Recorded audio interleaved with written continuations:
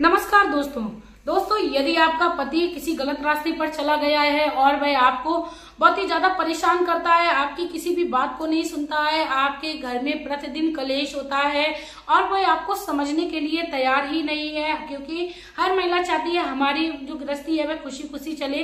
यदि वह समझने के लिए तैयार नहीं है तो मेरी उन सभी बहनों के लिए आज बहुत ही वीडियो इम्पोर्टेंट होने वाली है, क्योंकि आज ये जो उपाय है वह परम पूजनीय पंडित प्रदीप मिश्रा जी ने आपने आज की ही भागवत में बताया है। उन्होंने बताया है कि जो भी महिला इस उपाय को करती है वह अपने जीवन में कभी भी किसी प्रकार की समस्या से परेशान नहीं होती है। इसके साथ ही उसका वैवाहिक जीवन जो है वो बहुत ही ज्यादा खुशमय बीतता है। दोस्तों, कहते हैं कि किसी भी उपाय को करने से पहले उस उपाय की संपूर्णता जानकारी होनी चाहिए। तो आप जानकारी को यदि पाना चाहते हो तो वीडियो के एंड तक बने रहिए। आप चाहते हो कि आपके जीवन में इस समस्या से आपको निजात मिले तो आप लोग वीडियो को पूरा देखिए और पूरे उपाय को आप समझिए, उसके बाद ही आप इस उपाय को करिए। वीडियो को शुरू करने से पहले मैं मेरे आराध्य श्री लक्ष्मी नारायण को मैं कोटि कोटि प्रणाम करती हूँ, मैं उनको कोटि कोटि नमस्कार करती हूँ।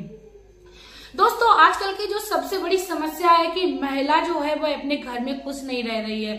सबसे पहले तो मेरी हर महिला को ये विनती रहेगी कि हर महिला को थोड़े उतार चढ़ाव जो है वो झेलने चाहिए। यदि हद से ज्यादा कोई भी समस्या हो जाए तो फिर उसको झेलना भी नहीं चाहिए। तो आप अपने जीवन को बैलेंस बनाकर चलिए। यदि छोटी मोटी कोई भी समस्या आपके जीवन में हो रही है या छोटी मोटी कोई भी बात हो रही है तो पहले तो आप उसको इग्नोर करना सीखिए, क्योंकि तभी आप अपने जीवन में परम सुख को पा सकती हैं।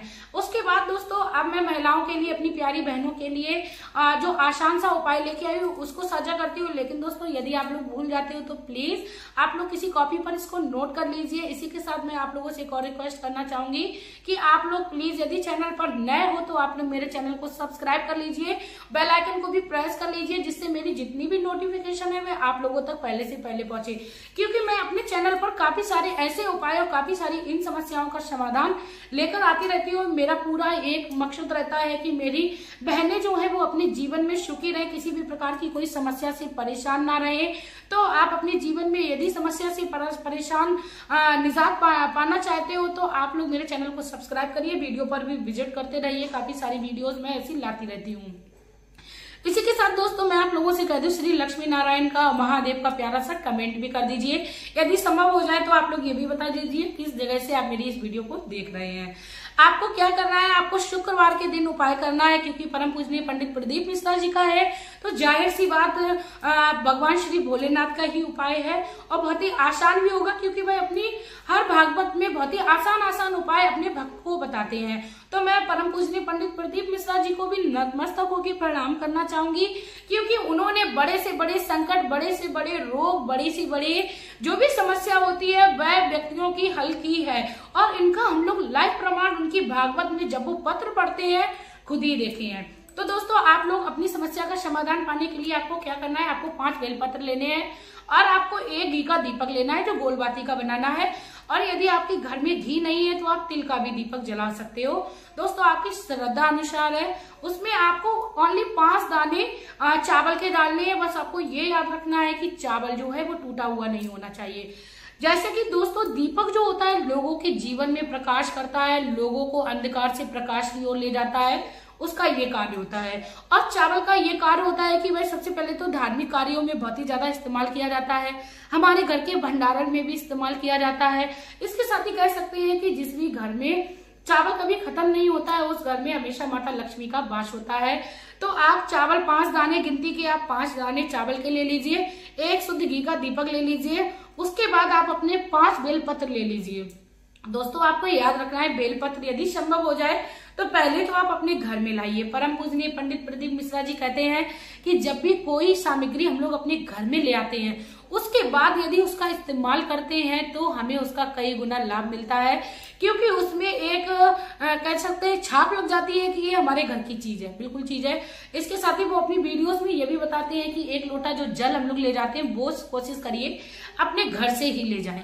इसके बाद दोस्तों, आपको भगवान श्री भोलेनाथ के मंदिर में जाना है और आपको भगवान श्री भोलेनाथ पे 1 लोटा जल अवश्य चढ़ाना है, क्योंकि 1 लोटा जल का महत्व बहुत ही ज्यादा है।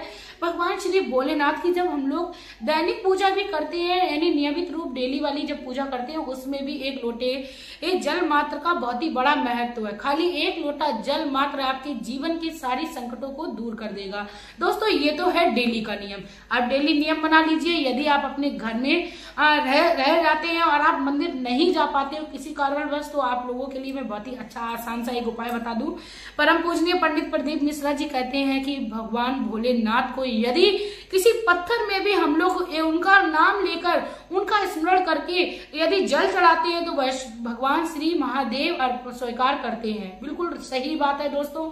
यदि आपके घर की छत पे गमले में आप एक पत्थर मात्र को भगवान श्री महादेव के नाम से रख लेंगी, तो उस पे चढ़ाया हुआ जल जो है वो भगवान श्री महादेव पर ही चढ़ेगा।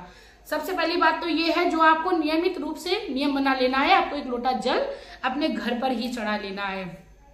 जैसा कि अब मैं उपाय के रूप में बात कर रही हूँ, तो उसको आपको क्या करना है, आप भगवान श्री भोलेनाथ के मंदिर में जाइए, 3 तालियां अवश्य बजाइए। उसके बाद आप आसन पर विराजमान हो जाइए और भगवान श्री भोलेनाथ पर आप जल चढ़ाइए, क्योंकि उनको अच्छे से स्नान करा लीजिए। उसके बाद आप अपने उपाय को प्रारंभ करिए। आप अपने जो दीपक ले गई थी उसको जला लीजिए, और आप जो 5 चावल के दाने ले गई थी उसको आप जला लीजिए, उसको आप उस दीपक में डाल लीजिए।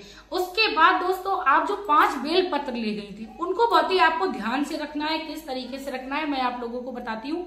आपको पहला जो बेल पत्र है वो भगवान श्री गणपति के नाम से उसी शिवलिंग पर जो नीचे का भाग होता है, वहां पर गणपति महाराज का भाग होता है, वहां पर स्थापित करिए। उसके बाद दोस्तों जो दूसरा बेलपत्र है वो माता गौरा के नाम से आप उसको अच्छे से सजाकर पूरा एक जैसा बना के आप उसको चढ़ाइए। उसके बाद तीसरा जो बेलपत्र है वो आपको जलाधारी से जहां जल गिरता है उसके नीचे आप उसकी डंडी पीछे की तरफ होनी चाहिए, और बेलपत्र को आप सीधी अवस्था में आप रखिए। उसके बाद जो चौथा बेलपत्र है वो आपको भगवान श्री कार्तिकेय जी के नाम का चढ़ाना है, और उनको स्पर्श करके भगवान श्री शेष नाग पर चढ़ा देना है। उसके बाद दोस्तों लास्ट का जो 5वां बेलपत्र है वो माता अशोक सुंदरी के भाग पर आपको रखना है, जहां पर वो सर्प जैसा बना होता है जलाधारी के बीच में, वहां पर आपको उस बेलपत्र को बिल्कुल सीधी अवस्था में रखना है। जो डंडी जो होती है वो जलाधारी की साइड में होनी चाहिए, यानी पीछे की तरफ होनी चाहिए। उसके बाद आप अशोक सुंदरी माता को स्पर्श करके उस बेलपत्र को आप भगवान श्री नंदीश्वर महाराज पर चढ़ा दीजिए। इतना करने के बाद आप श्री भगवान भोलेनाथ की जो भी सामग्री ले गई हो उससे पूजन करिए। यदि नहीं ले गई हो तो आप प्रणाम कर लीजिए। कहते हैं भगवान श्री भोलेनाथ बहुत ही दयालु हैं, कृपालु हैं, भंडारी हैं। आप उनको यदि नाम मात्र से स्मरण करेंगी तो आपके जीवन में समस्याओं से आपको अवश्य निजात मिलेगी। तो आप स्मरण करके उन 5 बेलपत्र को वहीं पर चढ़ा रहने दीजिए, और भगवान श्री महादेव से प्रार्थना करिए, हे महादेव, जिस प्रकार माता गौरा आपकी प्रार्थना कर कर अपने वैवाहिक जीवन को सुखमय बनाती है, अपने सुहाग को, सौभाग्य को अखंड रखती हैं, ठीक उसी प्रकार आप हमें वरदान दीजिए कि हे मेरे महादेव, हमारे घर में मेरे पति जो है वो मेरी बिल्कुल भी बात नहीं मानते। मेरा जो जीवन है वो पति पर ही निर्भर है, क्योंकि जिस भी घर में महिला को पति का सुख नहीं मिलता है वह महिला आधी अधूरी रहती है, और कहते हैं कि उस महिला को यदि करोड़ों का भी सुख दे दिया जाए तो वो भी कम है।